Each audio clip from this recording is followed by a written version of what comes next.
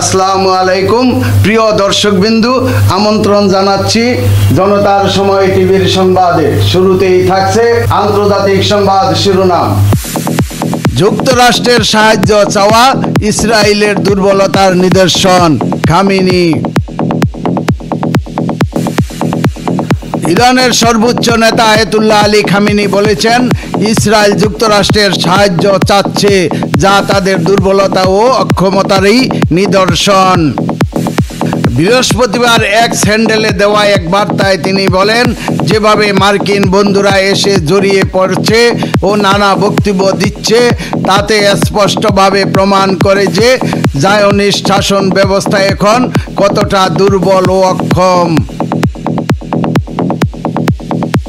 এর আগে ইসরায়েলের প্রতিরক্ষা মন্ত্রী ইরানের সর্বোচ্চ নেতাকে শেষ করে দেওয়ার লক্ষ্য বলে উল্লেখ করেন। তিনি বলেন, এই যুদ্ধে খামেনিকে সরানো আমাদের অন্যতম লক্ষ্য। এর প্রতিক্রিয়া খামেনি তার দেশবাসীকে উদ্দেশ্য করে বলেন, আমি আমাদের প্রিয় জনগণকে বলতে চাই, শত্রু যদি বুঝতে পারে যে আপনি ভয় পেয়েছেন, তবে তারা পিছু হটবে না। আপনারা যেভাবে দৃঢ়তা ও সাহসিকতার সঙ্গে এখন পর্যন্ত অটল থেকেছেন, সেভাবেই সামনে এগিয়ে যান। খামেনির এই বক্তব্য এমন এক সময় এসেছে যখন ইসরায়েল ও ইরানের মধ্যে উত্তেজনা চরমে পৌঁছেছে। পারস্পরিক বিমান হামলায় দুই দেশের নিহতের সংখ্যা বাড়ছে। তেহরান ও অন্যান্য শহরে ইসরায়েলি হামলা এবং ইরানের পাল্টা ক্ষেপণাস্ত্র হামলা মধ্যপ্রাচ্যের পরিস্থিতিকে আরও অস্থিতিশীল করে তুলছে।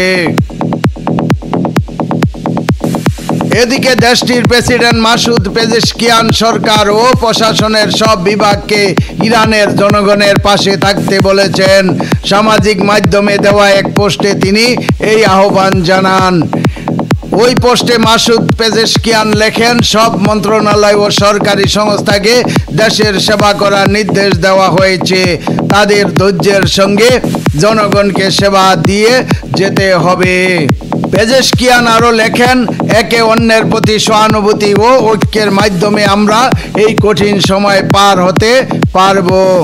প্রিয় দর্শকবিন্দু, আজকের প্রতিবেদন এই পর্যন্তই এখানেই শেষ করছি। আমি মনসুর রহমান পাশা, জনতার সময় টিভি। আল্লাহ হাফেজ।